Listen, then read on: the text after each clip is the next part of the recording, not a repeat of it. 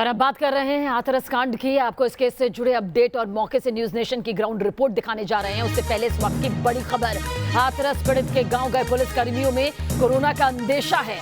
वहां तैनात कुछ पुलिस कर्मियों ने कोरोना पॉजिटिव जैसे होने के लक्षण की जानकारी दी। उनका कहना है कि वो स्थानीय ग्रामीणों और मीडिया कर्मियों के संपर्क में आए थे। प्रशासन गांव में सैनिटाइज कराने और जांच करने की तैयारी यहां पर कर रहा है।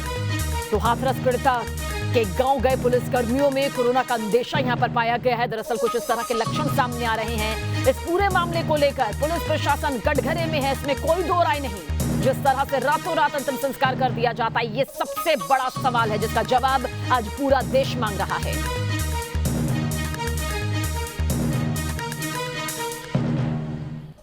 हाथरस में गैंगरेप की शिकार पीड़ित का आधी रात को अंतिम संस्कार कर दिया जाता है। यूपी प्रशासन और सरकार पर सवाल उठने लाजमी है। सियासत भी गर्मा गई है। पूरे मामले को लेकर इतने तरह की अफवाहें उड़ाई गई कि न्यूज नेशन ने वारदात की तह तक पहुंचने का फैसला किया। ग्राउंड जीरो पर जाकर वारदात की पूरी तहकीकात हमने की। देखिए हाथरस से न्यूज नेशन संवाददाता पिनास त्यागी की यह स्पेशल रिपोर्ट।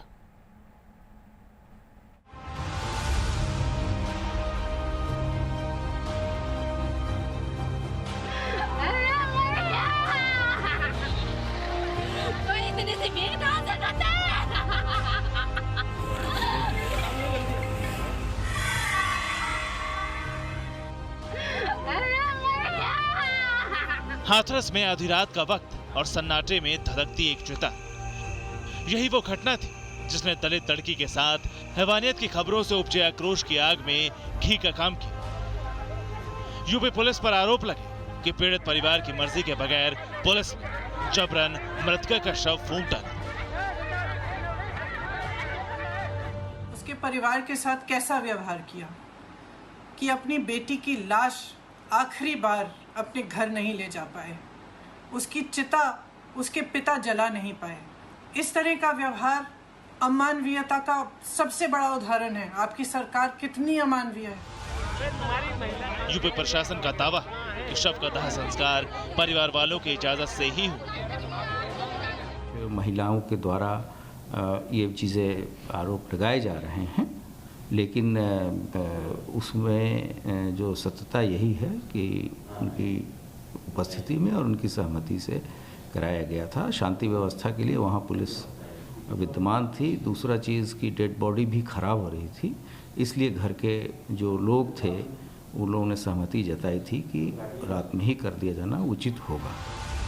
हालांकि मृतका के परिवार वालों ने आरोप लगाया कि पुलिस ने जबरन दबाव बनाकर रात में दाह संस्कार किया है।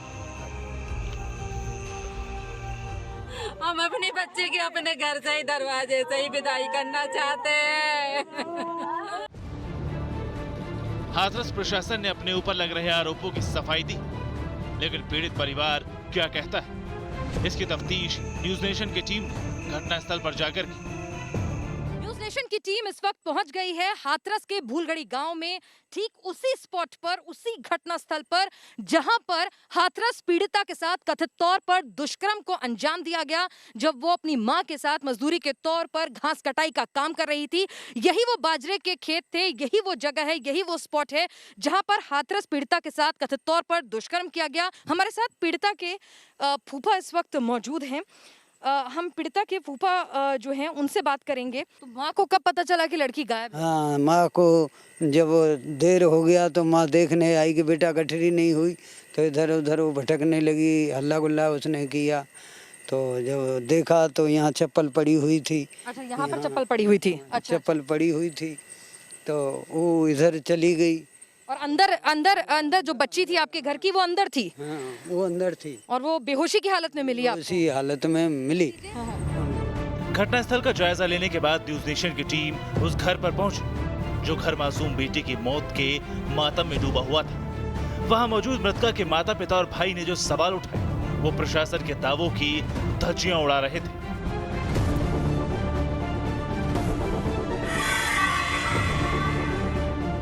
दबाव बनाया था आपके ऊपर के रात में ही अंतिम संस्कार कीजिए और आपको मुखाग्नि भी नहीं देने दिया, आपके बच्चों को भी नहीं बुलाया? हाँ, मैंने बोली जी बात, तो बोल रहे कि क्या कहते हैं, इसके लिए मैं बहुत ही मतलब खेत। वो ऐसा कुछ करने नहीं दिया, उन्होंने कुछ ऐसा मौका नहीं दिया क्योंकि उन्होंने जबरदस्ती हमारे हाथों से दीदी को अच्छा से अंतिम संस्कार करेंगे। ये फूल मंगा के रखे तो और भी फूल थे, इनका अब क्या करूं। डीएम साहब के पास भेजूं इन्हें। पुलिस वाले जो बड़े अधिकारी हैं, एसपी, एसडीएम, एसएसपी, सारे के सारे बड़े अधिकारियों ने उन्हें अपने आप ही जला दिया, हमें पता भी नहीं चला। मैं चाहता हूँ इन्हें सस्पेंड किया भी जाएगा कि इनकी सिर्फ कार्रवाई होगी। पुलिस प्रशासन का इन्होंने पूरा साथ लिया और उनका ही साथ दिया, हमारा कोई साथ नहीं दिया शुरुआत से ही। और ये सब किया गया है उन्हीं की। मैं तो ये बोलता हूँ शायद हो सकता है कि रिश्वत दे दी हो, पैसे भर दिए हो, कोई पता नहीं है। हम नहीं जानते क्या होता है क्या नहीं है, हमें नहीं पता कुछ भी। तो ये परिवार के तमाम इल्जाम है प्रशासन पर और वो कह रहे हैं कि इस पूरे मामले में कहीं ना कहीं प्रशासन किसी को बचाने की कोशिश कर रहा है। और वो कह रहे हैं कि लड़की की जो पीड़िता की माँ है, उनका कहना है कि मैं किसी पैसे, सरकारी नौकरी के आगे, किसी भी प्रलोभन के आगे हम जो हैं इस इंसाफ की लड़ाई को नहीं छोड़ेंगे। हमें आरोपियों की फांसी से कम कुछ भी मंजूर नहीं है, तभी सही मायनों में हाथरस की निर्भया के साथ इंसाफ होगा। वीडियो जर्नलिस्ट मोहम्मद आरिफ खान के साथ पिनास त्यागी, न्यूज़ नेशन, हाथरस।